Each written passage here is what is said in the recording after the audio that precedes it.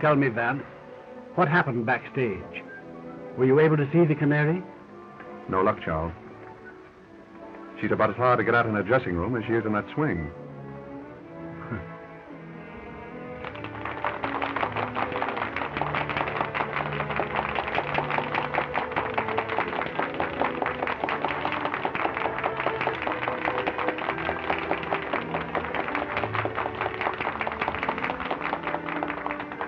If you want an idea of what I ran into back there, let me point out a few of her admirers.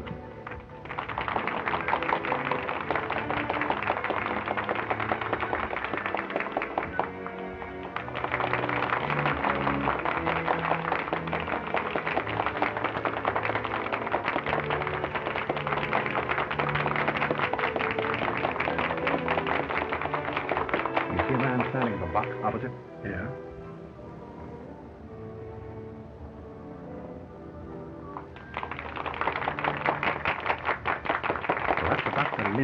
Oh. He was outside her dressing room just now, along with these other two. I understand that the Canary has her claws in all three of them. Are they rich? Oh, naturally. Well, then what does she want with my son? The allowance I give Jimmy is hardly tempting. Ah, my dear Charles, our little feathered friend in the swing there has social ambitions. She wants to be Mrs. Jimmy Spotswood. Impossible. I'd do anything in my power to prevent that, even if Jimmy still cared for her. And I still believe that she'll listen to dollars and cents. I wouldn't be too sure of that, Charles. As you know, I've more or less made a hobby of crime and criminals. That girl is no ordinary blackmailer. I'm firmly convinced that she'll stop at nothing to marry Jimmy. But Jimmy won't have her. I tell you, he has really come to his senses. Another girl? Yes. Well, you know her. Alice. Oh, yes, of course. A very nice girl, too. Yes, she is. Vance, I'm afraid that I'll have to use my own judgment in this matter. I'm going to see this Canary at her apartment as soon as possible. Well, very well, Charles. But, act quickly. Oh, I know you'll smile, but... You know, I have a strange premonition that the Canary is headed for disaster.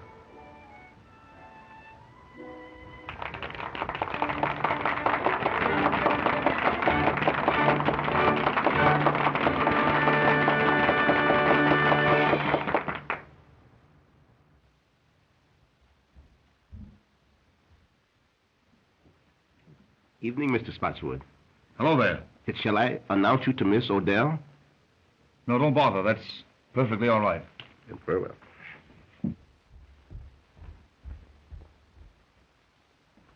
Jimmy! Alice. Jimmy, you were going to see the Canary again. No, I wasn't, dear. In fact, I just started to put this note under her door to tell her so. Oh, Jimmy, I'm afraid of her. Oh, she's clever and cruel and unscrupulous. She'll hurt us again. I know she will. No, dear. She can't hurt us now.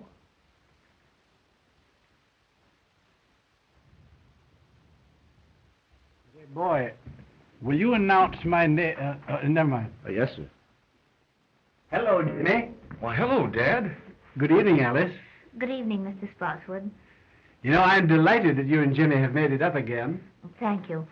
You know, I'm going to try to show you that all showgirls aren't like, well... Like the Canary, eh? Yes. Yes, I want to talk to her. Do you suppose she's home yet? I suppose so. No, Dad, you're a regular guy for helping me on this thing. You know, if the Canary ever came between Alice and me again, I don't know what I'd do. I don't know what I'd do. It's all right, Jimmy. I'll do everything I can. Shall I go along with you? No, I can handle this better alone. I'll send in my name now.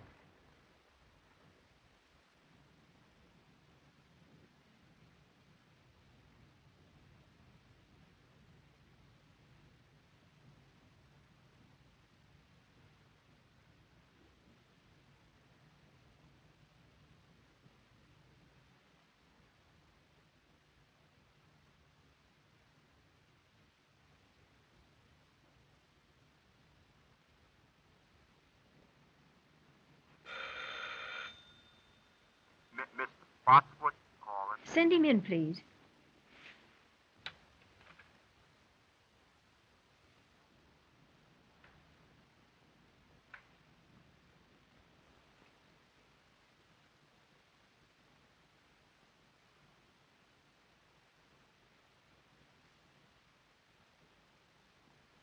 Good evening, Miss Odell. Good evening.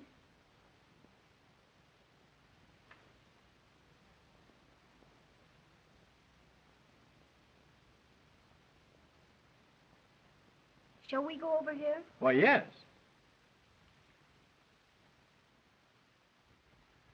Will you sit down? Thank you.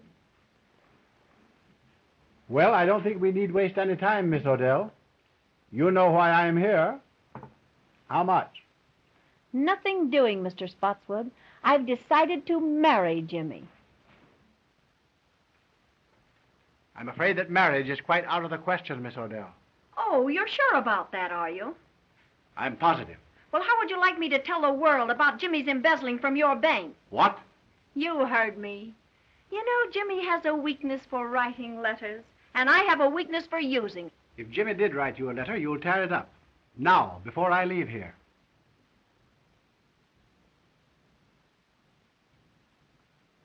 Sure. Go ahead, tear it up yourself. My memory's still perfect. Oh, yes, I see. Yes. Very well. You win. Now, what do you really want?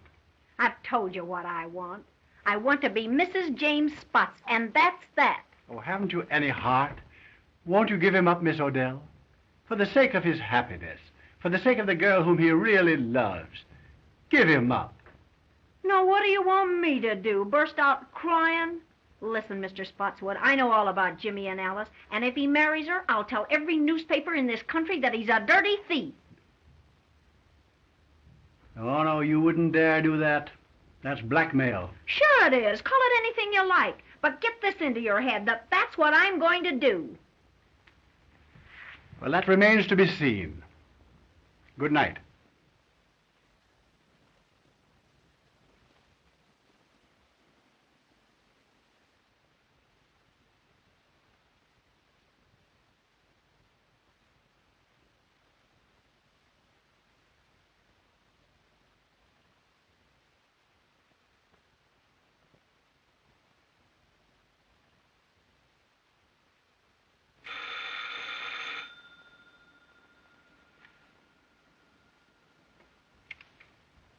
Mr. Cleaver, please. This is Mr. Cleaver speaking. Not the Mr. Cleaver, the great reformer. Yes. Well, this is your favorite weakness. Margaret! Don't get nervous, baby. I've got some news for you. Good news? Yes, darling, I'm going to marry young Spotswood. Well, well, well. May I send you my heartiest congratulations? You bet you can. But send 'em from Tiffany's. What's that? You heard me. And send me one of those fancy autographs of yours on a nice fat check. I'm very sorry, but I'm afraid I shall have to refuse. Ah, be yourself. Big reformers who lead double lives can't refuse. Now look here. I'll see you dead first. Listen, You'll be here after the theater with the dough and like it. The little rat.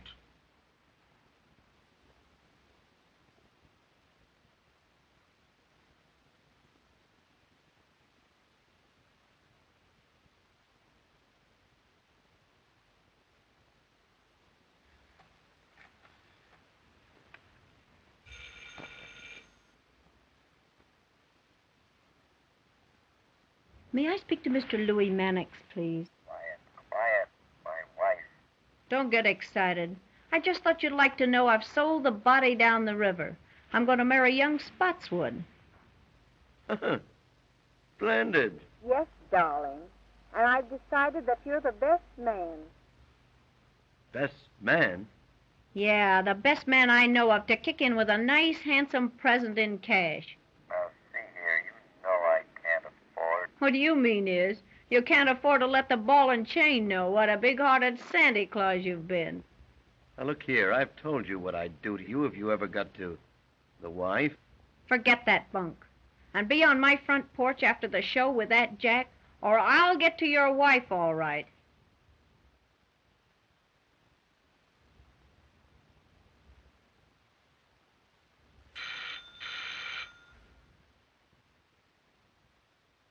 It's Dr. Lindquist speaking. Oh, yes, Dr. Lindquist.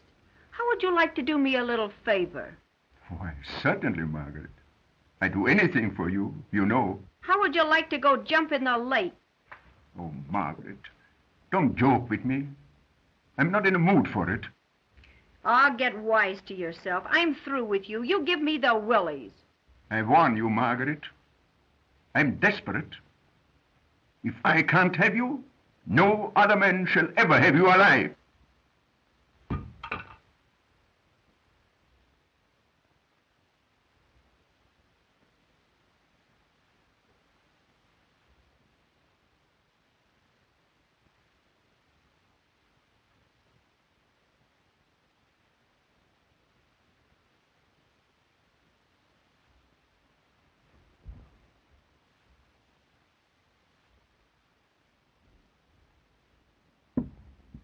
Tony! In person, baby. How's my little squaw? I thought you were still in jail. Well, I got tired of the big house, Mrs. Skeel, so I dropped in to see my little wife. I'm not your wife. How come? I divorced you 6 months ago. Yeah? Listen, baby. A little thing like a divorce don't mean anything to me. I heard you taking those suckers down over the phone. And I'm in and in on the works. 50-50. You big crook. You're not in on this one. Don't, you big heel. Say, I ought to bump you off. You're doing your swing for it. Huh? Well, maybe it'd be worth it. Now get this. I'm in on this racket. I'll be back for my cut. Yeah? Try and get it.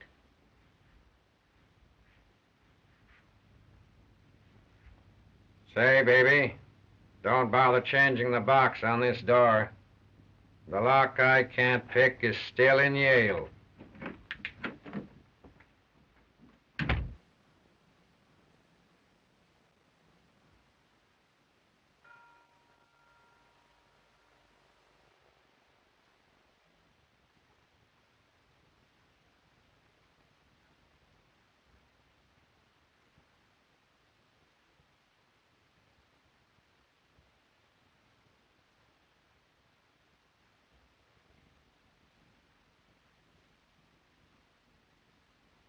Miss Odell, may I see you for a few moments, please? It won't get you anything, but come ahead. Thank you.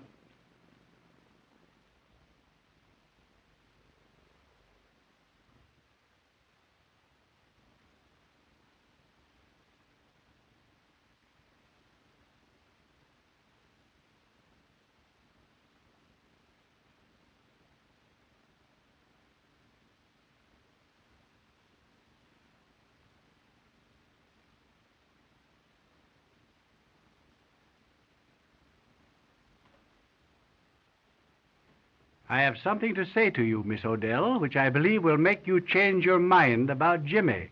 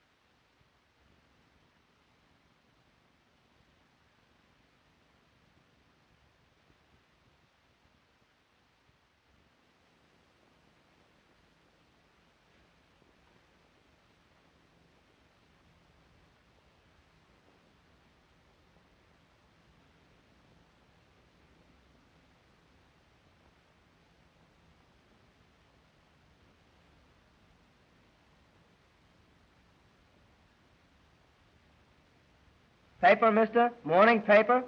No. No. No.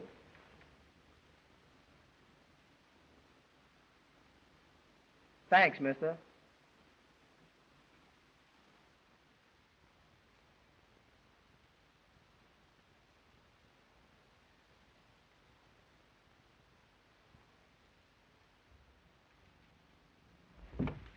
Very well, Miss Odell. That suits me perfectly. Think it over tonight, and I'll come for your answer in the morning. Good night.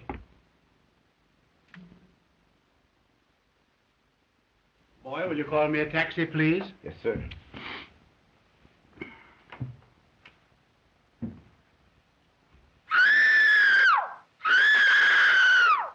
Well, what's that? Miss Odell!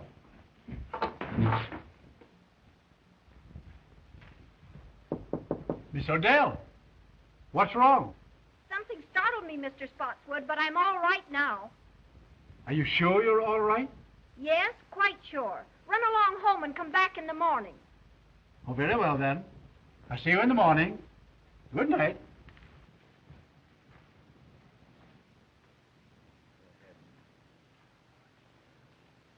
Stuyvesant Club. Yes, sir.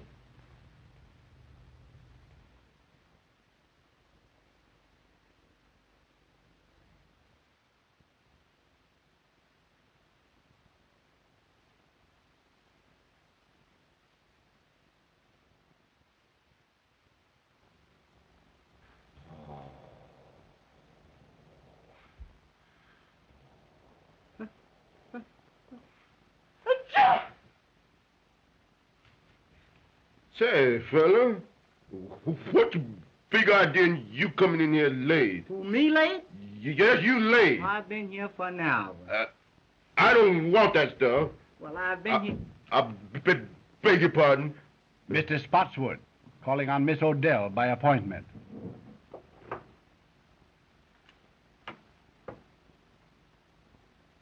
She don't answer. Has she gone out, do you think? I've been on all night. And you haven't seen her go out? No, sir. That's funny. Do you suppose she can be ill? But we may go and knock. Yes, let's do that.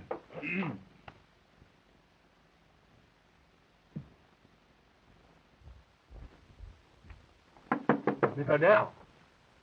Miss Odell, are you ill? No. What's the matter? Something has happened. Go get your pass key. Yes.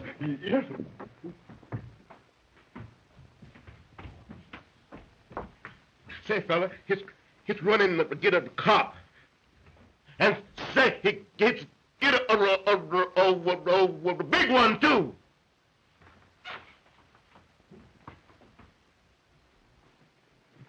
You better let me have that.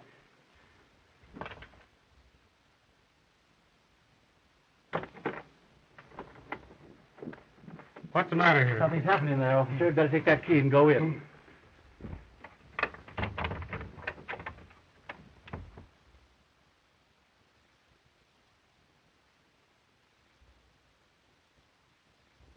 He's dead.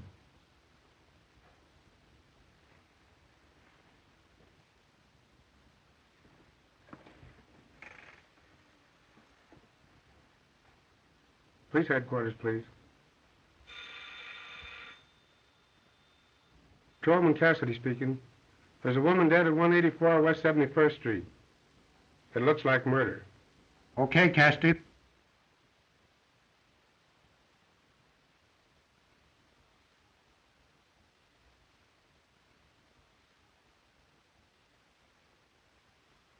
She's been dead since midnight, Sergeant. Strangled to death. That long, eh? Sergeant, the district attorney just pulled up and he's coming right in. That's great. He's got that Mr. Philo Vance with him. Well, that'll be just dandy. Sherlock Holmes on the job again, huh? Heads up, boy. Good morning, Sergeant. Good morning, Mr. Markham. Well, hello, Mr. Vance. How are you, Sergeant? Fine. Haven't seen you since the Green murder case. Quite right. Oh, good morning, Mr. Spotswood.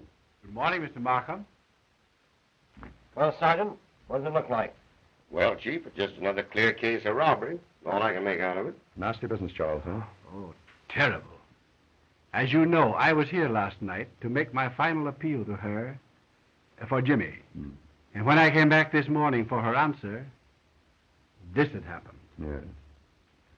They'll probably want to keep you here for a few moments, Charles. Yes, I suppose they will. And by the way, I explained to the district attorney on the way down about Jimmy and the girl here. Oh, that's good. I'm glad you did that, Philo. You know, if I can tell you anything that will help... Well, perhaps later, Charles. Meanwhile, I'll have a bit of a look about. I don't think there's anything worth you looking at, Mr. Vance. It's a clear case. Robbery. She put up a battle, and they wrecked the joint. I see. As simple as that, eh? That's it. Well, just the same, Sergeant, if you don't mind, I think I'll have just one little look. Surely, Mr. Vance. Go right ahead. Make yourself perfectly at home. Thank you, Sergeant. Excuse me, Mr. Policeman. When do we sleep?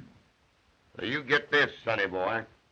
You'll go for a long sleep unless you button up that big trap of yours. Yes, sir. Sergeant, Yes, Chief. any fingerprints? Well, so far, no. I'll tell you this job was done by an expert. It's perfect. Yes, that's just the trouble. What's that? It's too perfect. Well, that's a little over my head, Mr. Vance. Just what do you mean by too perfect? Well, Sergeant, what usually happens when a heavy lamp like that is knocked off a table? Well, I don't know, but I'll bite. What does happen?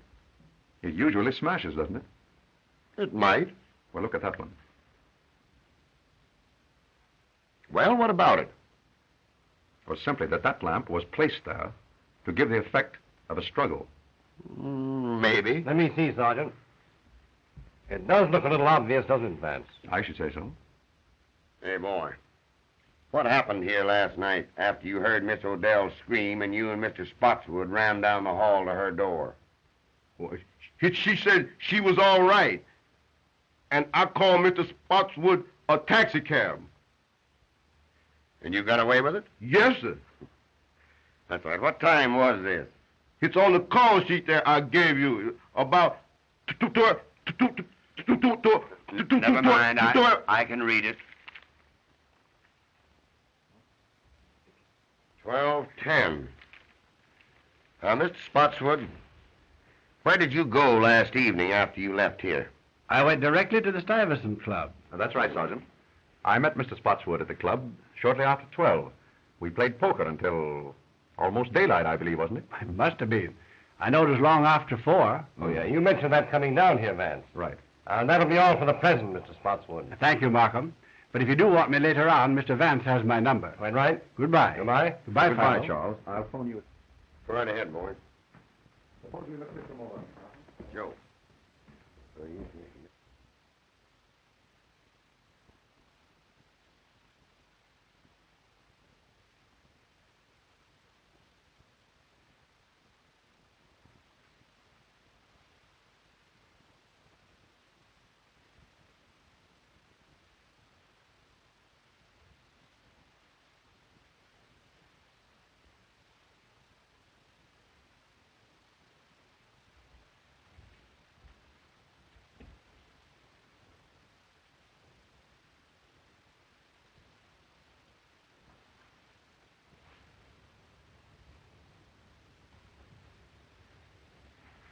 Oh, Sergeant, would you step over here for a moment, please?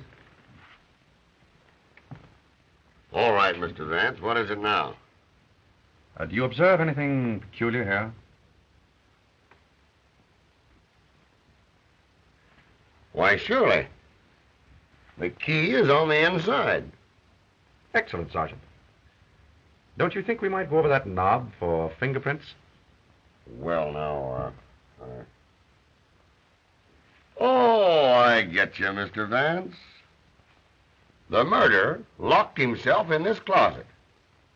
When Spotswood left, he came out and croaked the canary. No, I hardly think so, Sergeant. If you will observe, this is the one place in the entire apartment that hasn't been disturbed. Now, what does that signify? That and the fact of the key being found on the inside. Just as I told you. The murderer was in this closet and came out when Spotswood left. I don't think you quite get my point, Sergeant. If the murderer had been in here, he would have upset this closet as he did the rest of the apartment, wouldn't he? Well, yes, I guess he would. Precisely. Gentlemen, it was someone else who was in that closet while the apartment was being ransacked. And that someone witnessed the murder. Through the keyhole. Splendid, Sergeant.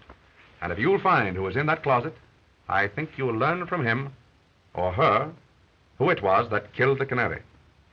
Sergeant, get the fingerprints, will you? Oh, Joe. Oh, Sergeant, you might check up on the other apartments. Mr. Vance and I are going outside.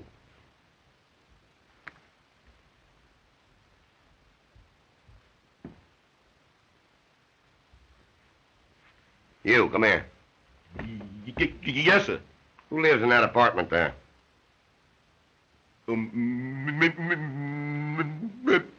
Miss Alice LaFosse. Isn't she the dame that had the battle with the canary the other night over young Spotswood? All right, all right.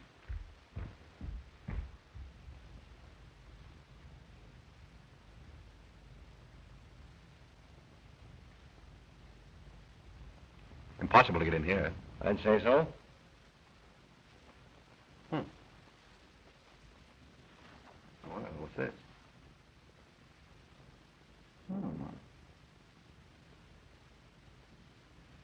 That's odd. They prove that interesting. What do you think? I see, Miss LaFosse. I see. But you and the canary had a fight over young Spotswood, didn't you? Why, yes. We did have a fight. You see, she took Jimmy away from me and got him into trouble. But that's all over now. Jimmy and I made it up just day before yesterday. You didn't see young Spotswood last night, did you? Why, yes. He brought me home from the theater. Uh-huh.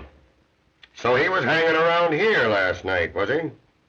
Yes, but he was with me until after 1 o'clock. Now, wait a minute, lady. Wait a minute. You save your alibis till we get you down to headquarters.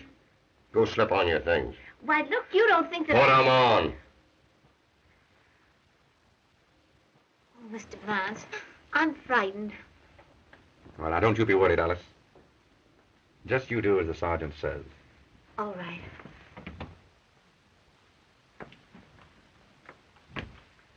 You know, I'm beginning to question this robbery theory, Mr. Vance. You and I were right.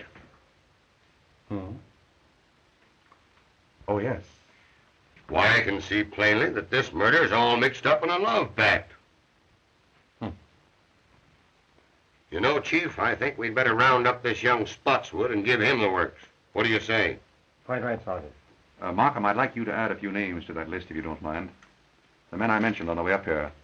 Dr. Ambrose Lindquist, John Cleaver, and Louis Mannix.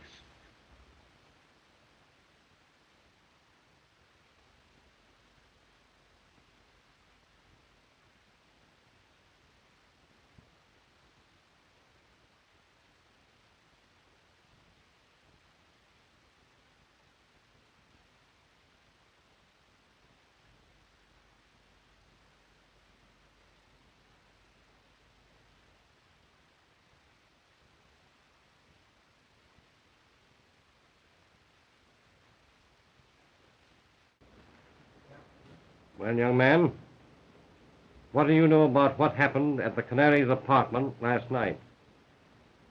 Nothing. But look here, sir.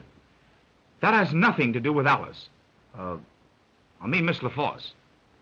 The papers say the Canary was murdered before midnight. And I tell you, we were together the whole time. It isn't fair to hold her. You haven't the right. Now, Jimmy, don't get worked up. Everything's going to be all right. Why not interview the others first, Markham? Very well. Gordon, take Mr. Spotswood out in the other room and hold him there. I'll talk to you a little later, young man.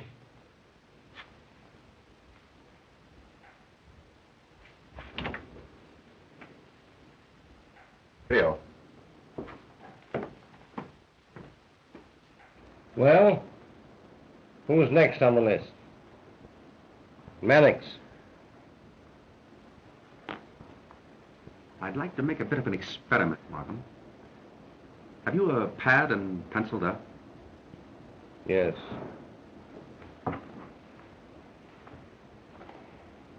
There you are. You have that newspaper handy? Yes, right here. All ready? All right. Good morning, Mr. Vance. Good morning. Mr. Markham. Good morning. Will you please take a seat? Thank you.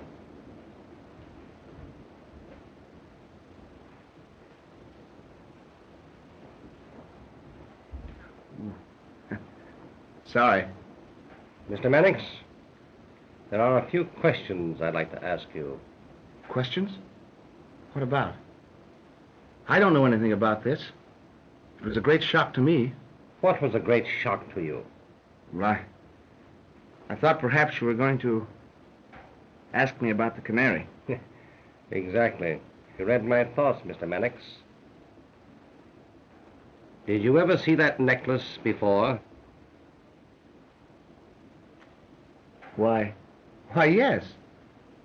Fact is, I gave that to Canary. Little token of esteem. Nice girl, the Canary. I'd met her once or twice. Casual acquaintance. Rather an expensive gift to give to a casual acquaintance, isn't it? Do you know that the Canary was strangled with that necklace?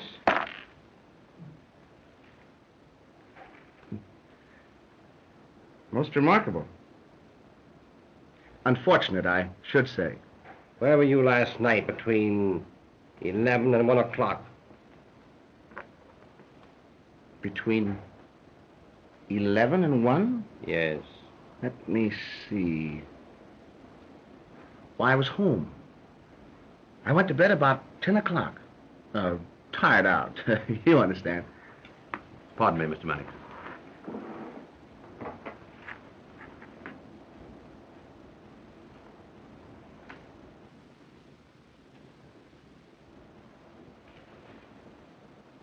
Any comment to make, Mr. Mannix? Odd habit of mine, drawing triangles. Mr. Mannix, if you were in your bed last night at 10 o'clock, how did you manage to drop that newspaper just outside the Canary's apartment? That edition isn't on the streets until 11.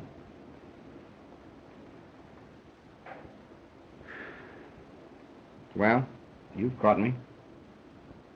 I'll tell the truth. It's always best to tell the truth, especially when there's no reason to lie.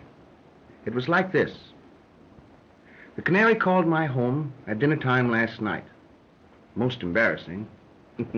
Mrs. Mannix was with me. I had omitted to tell my wife about the Canary.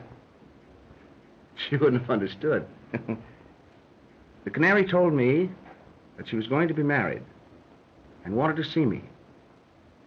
Said that I should come to her apartment at 11 o'clock. Well, I couldn't argue over the phone. The missus was listening. So I said, all right. So at 11 o'clock, I went to the Canary's apartment. I entered the hall by a side door and went directly to her apartment. I was about to enter when I heard voices inside. I listened. There was a man in there, and he was arguing. Of course. Well, that was no place for me. So I returned home without seeing the Canary or entering her apartment. Well, that'll be all the questioning for the present, Mr. Mannix, but I'll have to ask you to wait in the outer office. I may want to speak to you later on. Oh, well, won't you let me go home? I'll get in an awful mess with my wife. I'm sorry, you'll have to wait. Oh, Mr. Markham, I wouldn't run away. Millfield. That'll be all.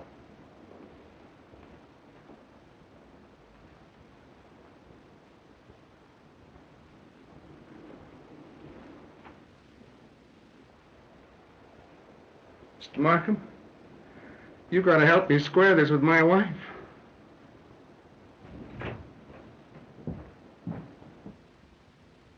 We will now have Mr. Cleaver.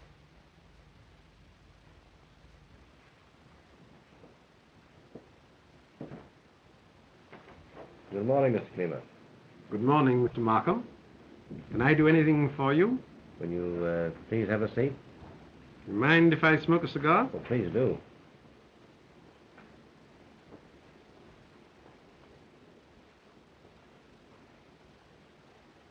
Mr. Cleaver, do you mind if I ask you some questions?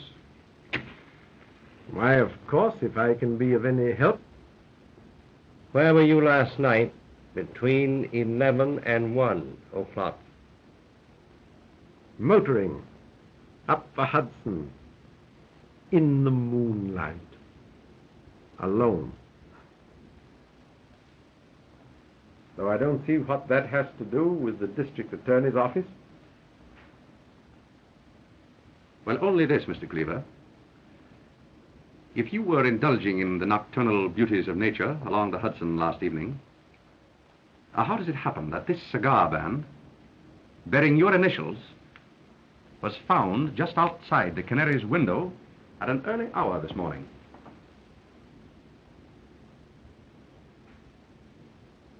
Well, if I was passing the Canary's apartment, you can't twist that into a crime. Oh, then you did pass her apartment. Why, yes, I've nothing to hide. It was about dinner time last night. The Canary phoned to me. Oh, of course, my acquaintance with her was wholly in my line as social reformer. I'd hoped that she was going to leave her immoral life and marry and settle down and be a good woman. And you kept the appointment? Yes. Yes and no. I was a little late. I arrived at her apartment about a 11:45 or thereabouts. I waited for a minute outside her window to light a cigar. Then I glanced down to the side entrance to the building. And who should I chance to see but Dr. Lindquist? He was behaving in a very peculiar manner. Seemed to me very queer, very mysterious. I didn't like it, so I made up my mind not to see the Canary again. And I turned, walked back home. Now, that's all I can tell you. I'm a busy man, and I hope you'll excuse me. I'm very sorry, Mr. Cleaver, but I'll have to ask you to wait in the outer office. I might want to question you again. You mark my words, Markham. You'll be sorry for this. Well, I'll take my chances, Mr. Cleaver.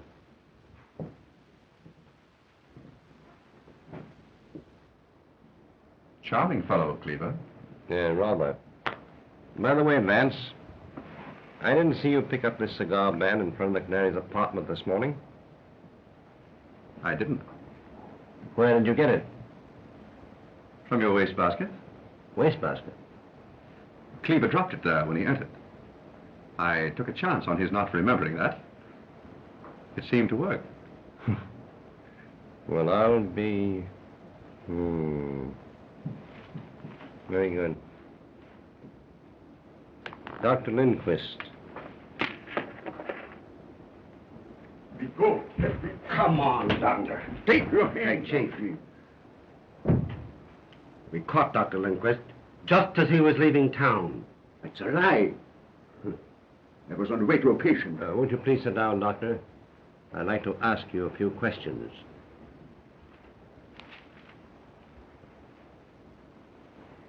Doctor, where were you last night between 11 and 1 o'clock? None of your business. It is some of my business. You were seen coming out of the Canary's apartment at midnight. Not so fast, Doctor. Calm yourself, Doctor.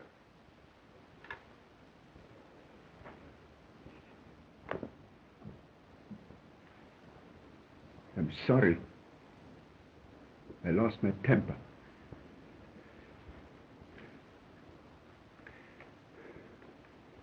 I'm under a terrible strain.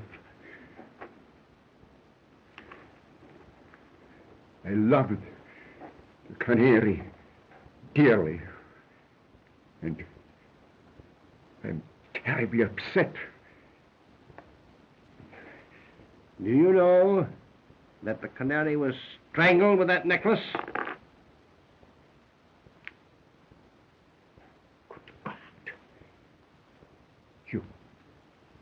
You don't accuse me?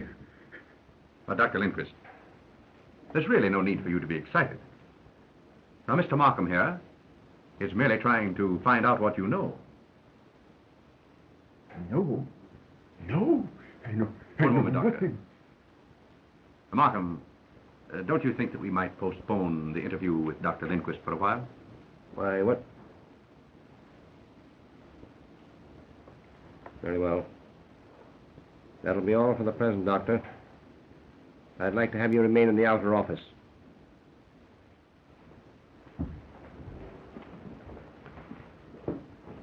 Come on, Doctor.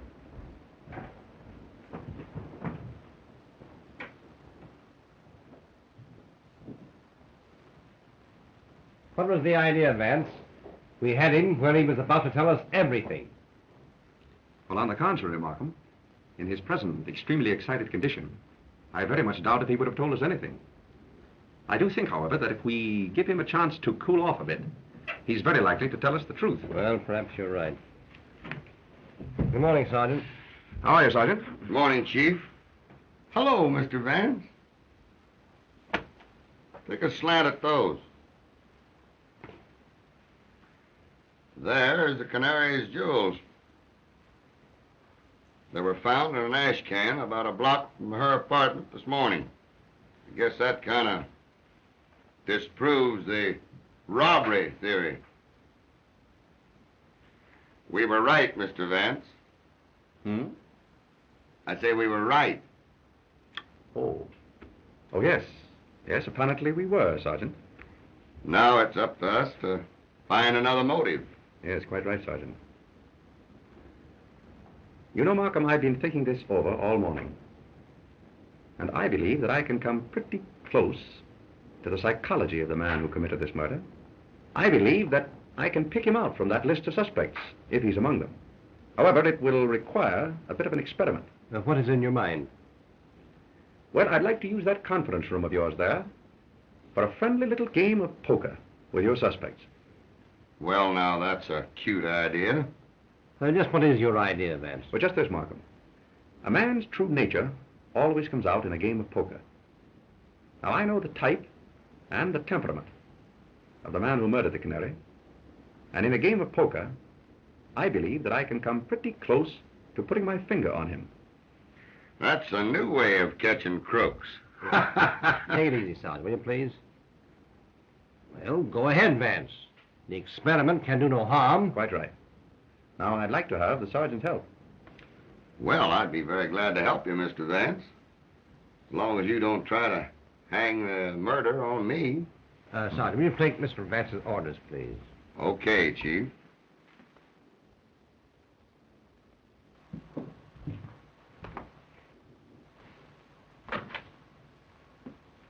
Will you get me a deck of cards and have some poker chips handy just outside there? That's easy. Then bring in the suspects and impress upon them that they may be detained here for quite a while, possibly 2 or even 3 hours. Well, that's okay, Mr. Vance, but how are you going to get these suspects into this poker game without it appearing phony to them? Well, Sergeant, I rather think that the power of suggestion will take care of that. Oh, power of suggestion. Exactly. Now, Sergeant, look in from time to time. And when I pull my handkerchief from my pocket, so, break up the game by telling them that they're all free to go home. Understand? I get you. But when you release them, I'll have my boys tail them. Very good, Sergeant. And Mr. Vance, here's to the power of suggestion.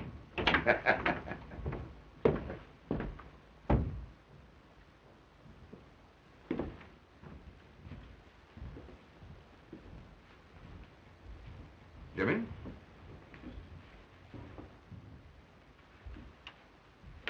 Now, gentlemen, you're liable to be here for 2 or 3 hours. Perhaps longer. That's outrageous. Just make yourselves at home. So, you know, this is going to get me in an awful mess with my wife. That is of no interest to me, sir. I'm sorry. What's the idea, Mr. Vance?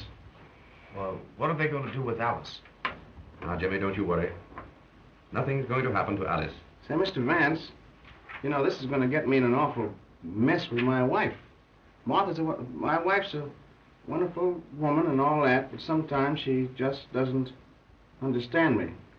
The last time I was a little indiscreet, it cost me a fur coat. I hate to think what this is going to cost. So don't you think if you put... Oh, I beg your pardon, I'm sorry. Mr. Vance, you haven't got an extra pack of cards, have you? I'm sorry, Mr. Mannix, but you're welcome to these. Oh, no. Thanks, just the same. I wish we could play a little cards. Say, that's a good idea. How about poker? I'm agreeable. What about the others? Dr. Lindquist? Oh, anything to pass the time. Mr. Cleaver? Well, as a rule, it's against my principles, but I suppose on an occasion like this one can relax a little. Just draw up chairs, gentlemen. Thank you. Sergeant, how about some poker chips? Surely.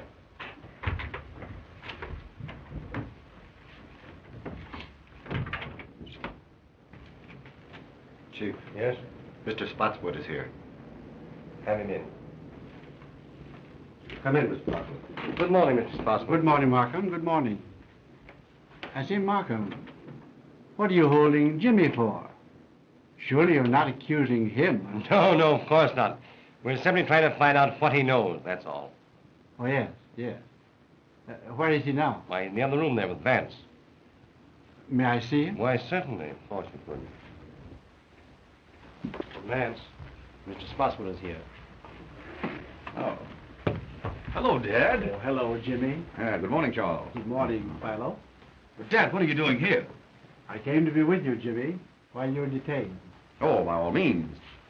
We've just started a little game of poker here, Charles. Would you like to join? Come on, Dad, sit and take a hand. Well, all right. I'll sit in. That'll be fine. Suppose you take that chair, Charles. Thank Gentlemen, this is Mr. Spotswood. Mr. Mannix. How do you do, Mr. Mannix? Dr. Lindquist. Doctor. And Mr. Cleaver. Mr. Cleaver. How do you do? Shall it be jackpots, gentlemen? Why, yes, anything. Well, yes, the Mrs. and I usually play jackpots.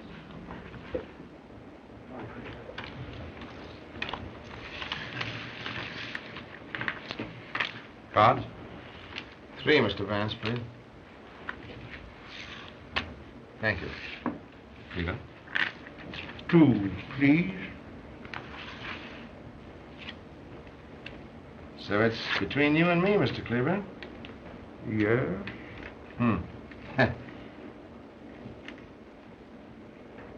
I'll bet a white one.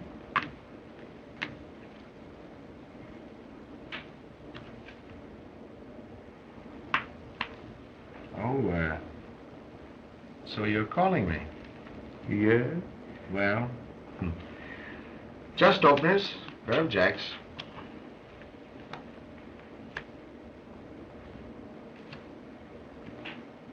Three aces. Oh. So you called a one-chip bet with 3 aces.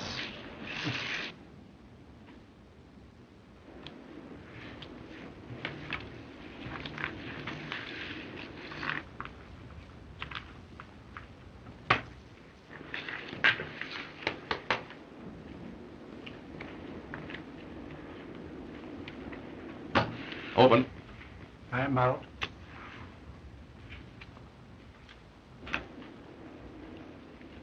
Dealer passes. How many, Mr. Vance? 2 cards, please. Mr. Mannix? I think I'll play these.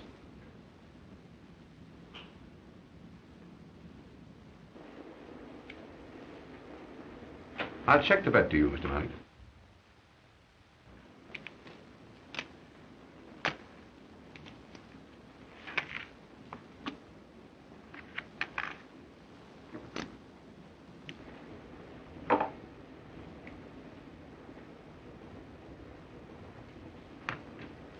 Calling. 9, 8, 7, 6, 5. And they're all spades. You bet on a sure thing, Mr. Mannix, huh? Yes, sir.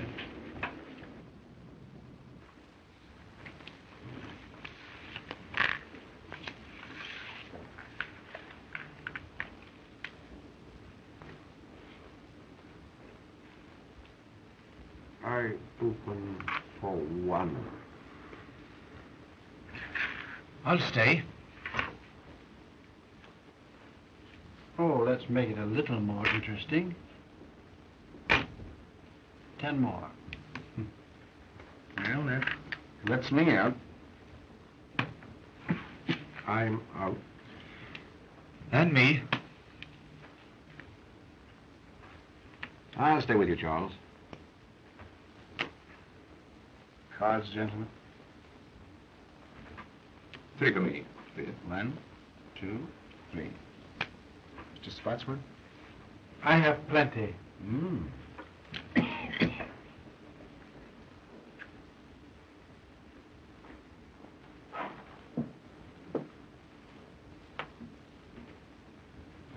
A white stack, Charles. 2 white stacks. Hey.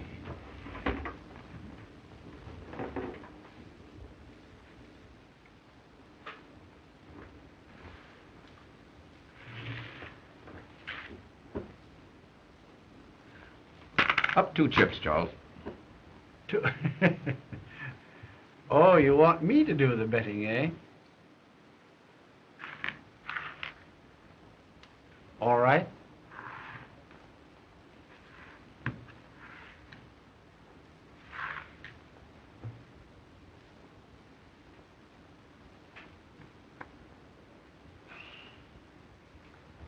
I'm afraid I'm overcome by curiosity. What have you? 2 deuces. They're good. They're what? Well, why the philanthropy, Philo? Well, I had ace high.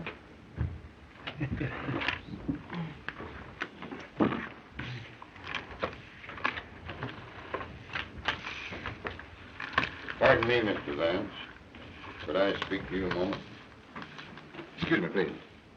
You've traced the fingerprints down, and this is the bird that was in the closet and saw the canary murdered.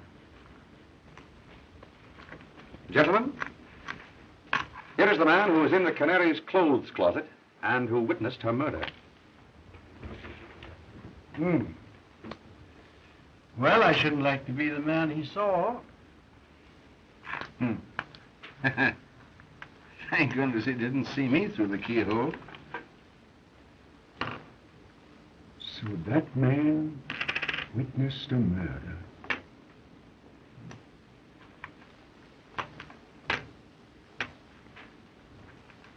Singularly unattractive countenance. Well, if he knows, why doesn't he tell who did it?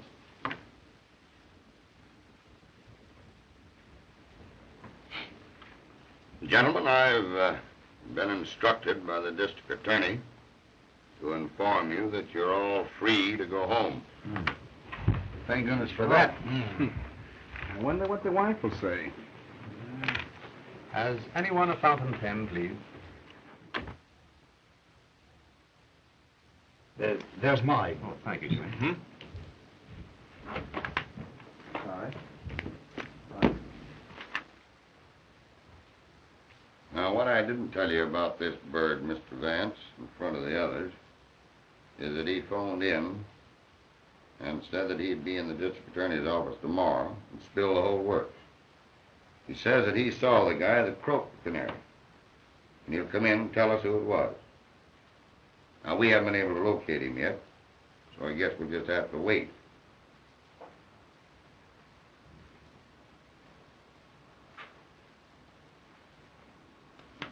Well, Sergeant, that takes the matter out of my hands.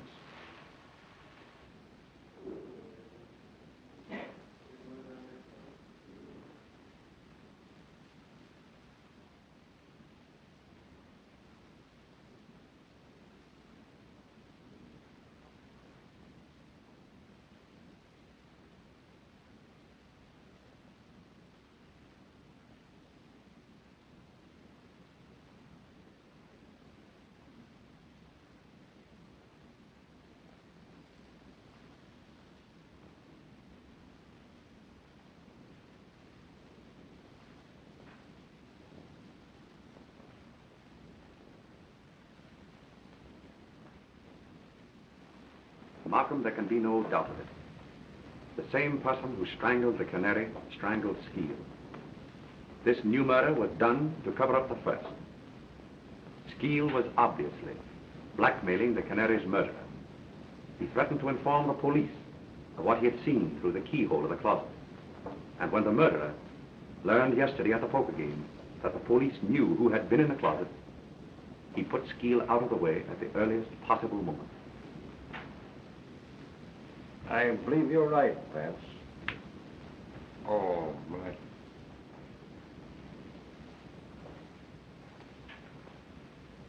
Did any of the suspects get away from your men last night? We never lost sight of Lindquist, Mannix, and the girl. But young Spotswood and Cleaver gave us the slip. That'll be all. Okay, Chief. Vance? That leaves Jimmy and Cleaver. Morning, Chief. Good morning, Heath. Boys. Hello, Mr. Vance. Good morning, Sergeant. Well, Chief, everything's okay. I've got the guilty man, and I've got him right. You've got him? I hope to tell you I have. Where is he? All right, Mac. Bring him in. Mr. Vance, Jimmy. this fool arrested me this morning at breakfast for the murder. Why, it's just like shooting fish in a tub, Chief. I've got all the dope, and I've got it down pat. Motive and everything. Now, this Dame Alice croaked the Canary, jealous because she'd stolen her fellow. The kid here bumped Skeel off to shut his mouth and to protect the dame. It's a lie. That isn't all, Chief. I've got the evidence. And it's not psychology, Mr. Vance. Mr. Vance, he lies. He hasn't any evidence. He couldn't have. Just a minute, Jimmy. Sergeant, what is your theory?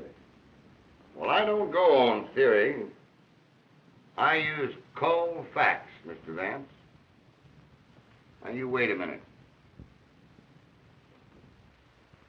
Did you ever see that pen?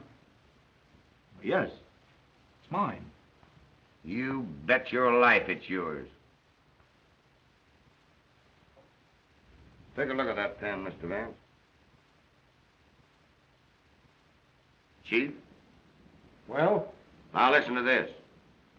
This morning I found that pen on the floor there by the table where Skeel was murdered. And the kid here admits that it's his.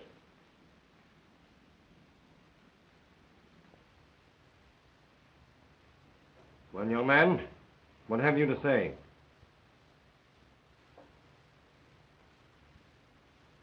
Yes, I killed them. Both of them. I guess that does it, Chief. We've got him in a sack. Now, this Dame Alice... Wait a minute.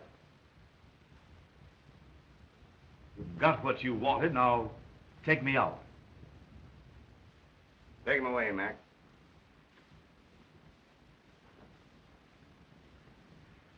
Well, I'll see you later at the office, Chief. All right, Heath.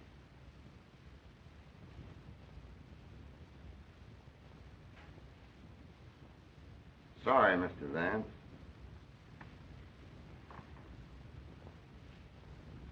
Well, Vance, I guess that closed the case. No, Markham, it doesn't. What do you mean? I mean that the boy is not guilty. Well, that's nonsense. Not nonsense, Markham. Because I know who is guilty. Come now, Vance, I tell you, Markham, I know. And inside of 1 hour, you'll know too. I'm going to telephone at once to the real murderer and have him come to the Canary's apartment. And I want you to be there. But the boy has confessed everything. Markham, if you don't meet me there, you'll be the laughing stock of New York in 24 hours. Because I'll have the confession of the real murderer. Well, all right, Vance, if you want it that way.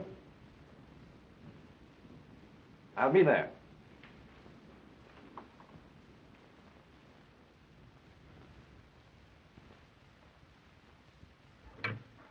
Number, please. Bayview 2121. Bayview 2121. Yes, please.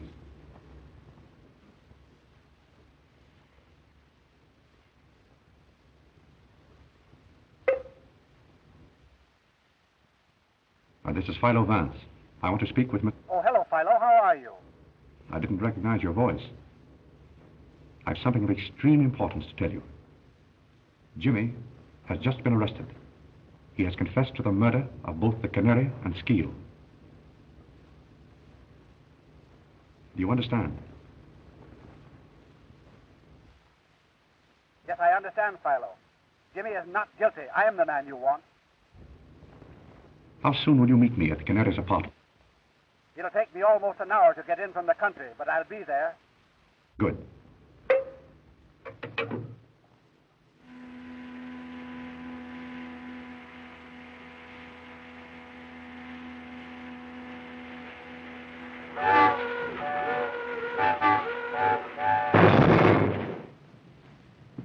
It's been over an hour now, Vance. Now, don't be impatient, Markham. He'll be here.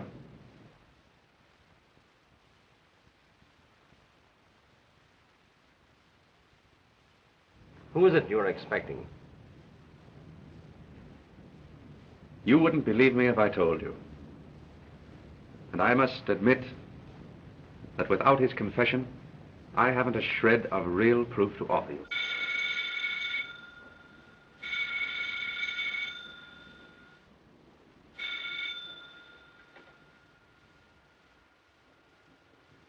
Hello? Yes? This is Mr. Vance speaking.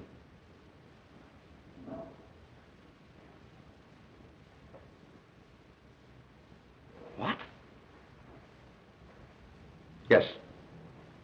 All right. What is it, Vance?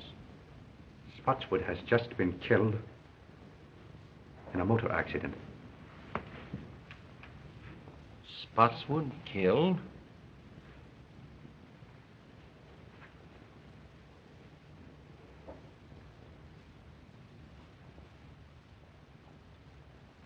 My sympathies, old man. I know what great friends you were. It's worse than you realize, Markham. It was Spotswood who killed both the Canary and Skeel. Spotswood? I've known it ever since the poker game. But how could you know? Sit down, Markham. It wasn't really so difficult. Remember, the man who committed this particular crime must have had certain definite qualities. A mind capable of working out a well-planned and brilliant course of action. Willing to take a desperate chance and see it through. Now consider the men in the game. Jimmy, I ruled out at the start.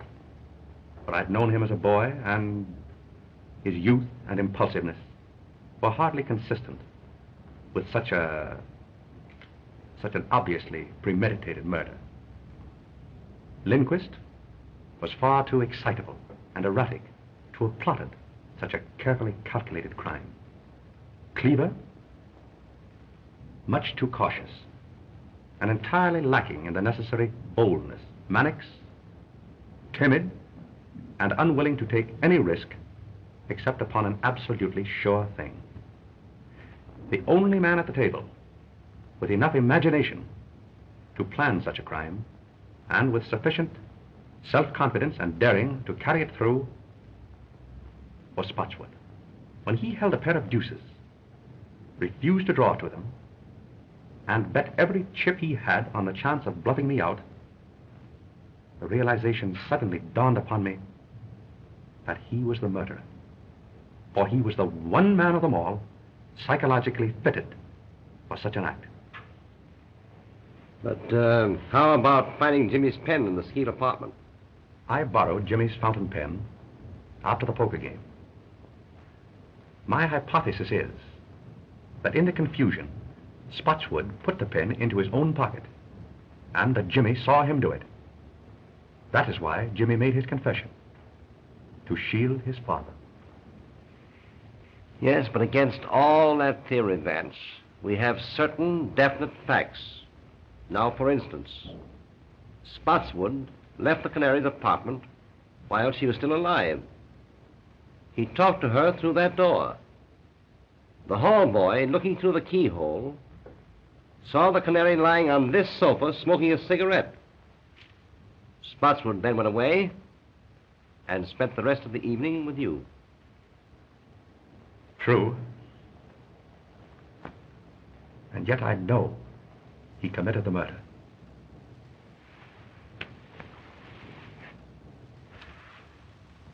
I've got to find out how he did it.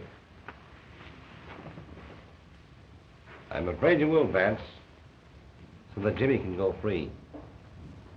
Spotswood himself was coming here to tell how it was done in order to free Jimmy. And now he's dead. I've got to solve it.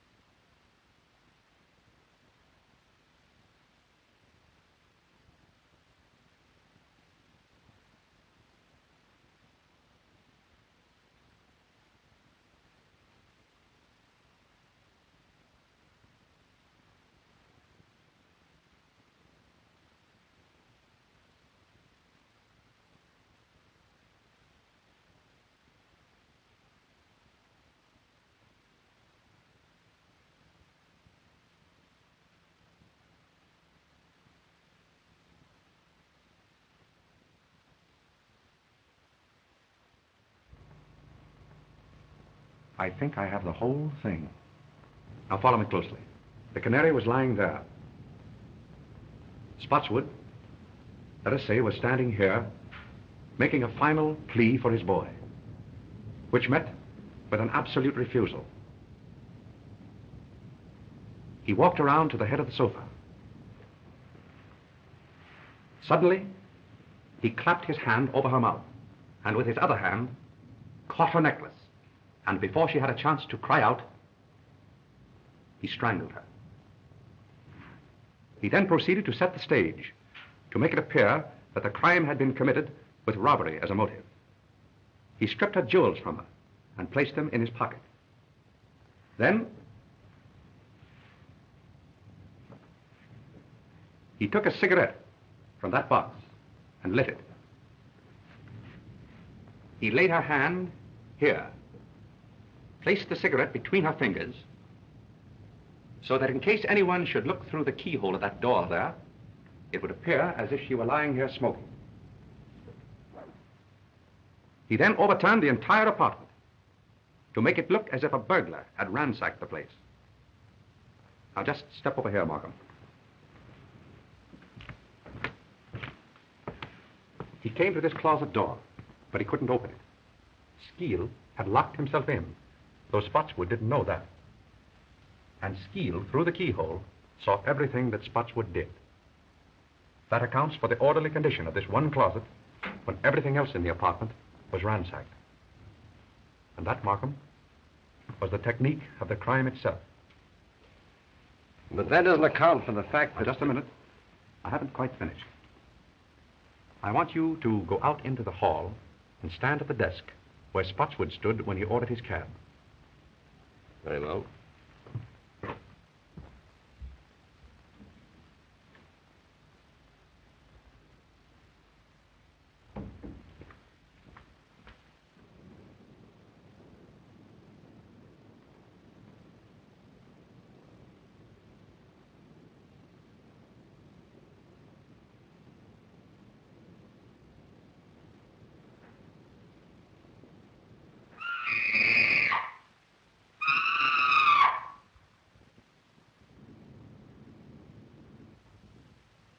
Startled me, Mrs. Spotswood.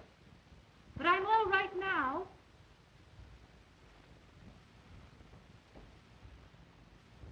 Yes, quite sure. Run along home and come back in the morning. You understand now? This record was Spotswood's alibi. Undoubtedly, the reason he returned here the next morning was to get it back. But he was prevented by the arrival of the officer who entered the apartment with him. The Canary was dead when the scream issued from the apartment that night. She was dead when she apparently spoke to Spotswood through the door. But what clue led you to the phonograph record?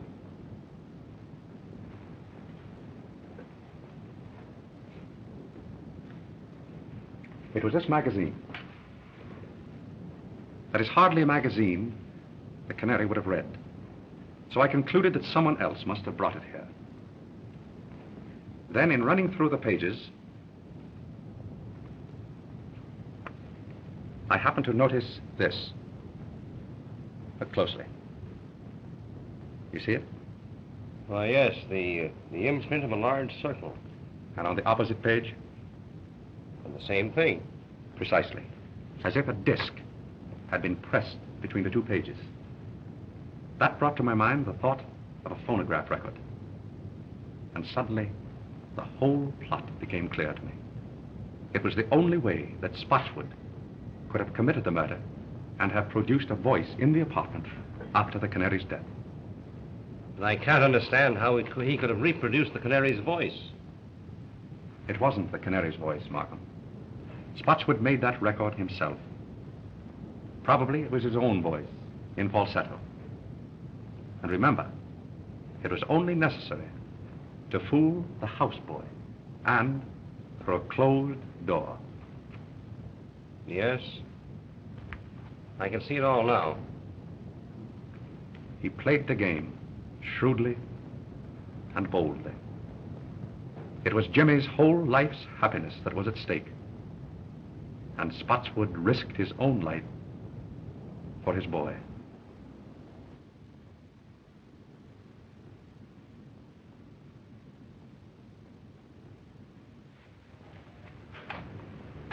Goodbye, Mr. Vance. You'll never know how grateful we are. Goodbye, my dear. I wish you great happiness. Oh, thank you. Goodbye, Jimmy. Your happiness will come. Thank you, Mr. Vance. I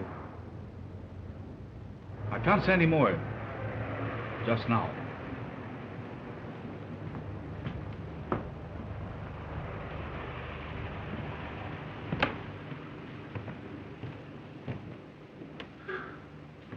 Well, Mr. Vance? Well, Sergeant. I guess we put it over again. Right you are, Sergeant. Many thanks. Well, I'll be seeing you later. Goodbye. Goodbye, Sergeant.